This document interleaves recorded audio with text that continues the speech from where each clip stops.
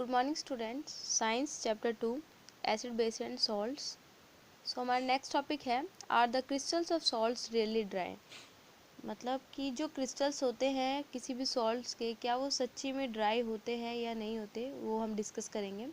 So this activity 2.15, ये activity है heat a few crystals of copper sulphate in a dry boiling tube. हमें boiling tube लेनी है dry, उसमें हमें कॉपर सल्फेट के कुछ क्रिस्टल डालने हैं। What is the colour of the copper sulphate after heating. तो जो कॉपर सल्फेट होता है वो ब्लू कलर का होता है, जो उसके क्रिस्टल्स ब्लू कलर के होते हैं। तो अब हमें बताना है कि जब हम उन्हें हीट करेंगे तो उसका कलर क्या होगा। Do you notice water droplets in the boiling tube. क्या तुमने नोटिस करा कि जो वाटर ड्रॉपलेट्स बॉइलिंग ट्यूब में है, हमने सिर्फ हीट करा है इस सॉल्ट को और बाकी के हमें वाटर ड्रॉपलेट्स भी दिख रहे हैं। Where have these come from. तो ये जो वाटर ड्रॉपलेट्स हैं कहाँ से आए हैं। At add 2-3 drops of water on the sample of copper sulphate obtain after heating. अब हमें क्या करना है, 2 से 3 वाटर सल्फेट उसमें डाल देने हैं। What do you observe is the blue colour of copper sulphate restored. तो कह रहे हैं कि मतलब तुम्हें क्या ऑब्जर्व होता है, क्या जो ब्लू कलर है कॉपर सल्फेट का वो रिस्टोर हो गया है या नहीं हुआ है। Copper sulphate crystal which seems to be dry obtain water of crystallisation.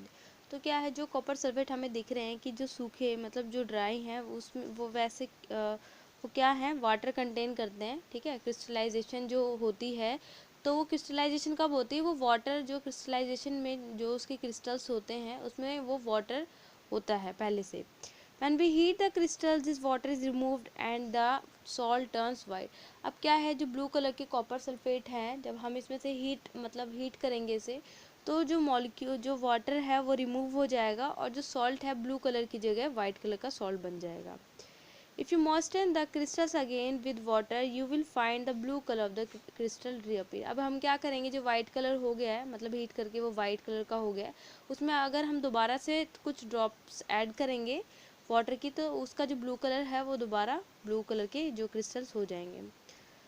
Water of crystallisation is a fixed number of water molecules present in one formula unit of a salt. तो water crystallisation क्या है, एक fixed number of water molecules होते हैं जो कि salt में present होते हैं। 5 water molecules are present in one formula unit of copper sulphate. तो कॉपर सल्फेट में 5 मॉलिक्यूल्स मतलब वाटर के मॉलिक्यूल्स प्रेजेंट होते हैं। Chemical formula of hydrated copper sulphate is CuSO4.5H2। तो केमिकल फार्मूला कॉपर सल्फेट का है CuSO4.5H2O। तो यहाँ देख सकते हैं 5 वाटर के मॉलिक्यूल्स हैं। Now you would be able to answer the question whether the molecule of Na2CO3.10H2 is wet। तो इसलिए क्या है, जैसे कि हमने लास्ट में पढ़ा था कि जो वॉशिंग सोडा है उसका फॉर्मूला होता है Na2CO3.10H2O। तो इसमें जो 10H2O है ये भी क्रिस्टलाइजेशन में मतलब ये क्या है, वाटर के जो मॉलिक्यूल्स हैं इसके साथ लगे हुए हैं। On the other hand which possesses water of crystallisation is gypsum. अब ऐसा ही क्या है, वाटर ऑफ क्रिस्टलाइजेशन में जिप्सम भी है। It has 2 water molecules as water of crystallisation. तो इसके पास 2 वाटर मॉलिक्यूल्स होते हैं, जैसे कि वाटर ऑफ क्रिस्टलाइजेशन होता है तो इसके पास 2 वाटर के मॉलिक्यूल्स होते हैं। It has a chemical formula CaSO4.2H2O।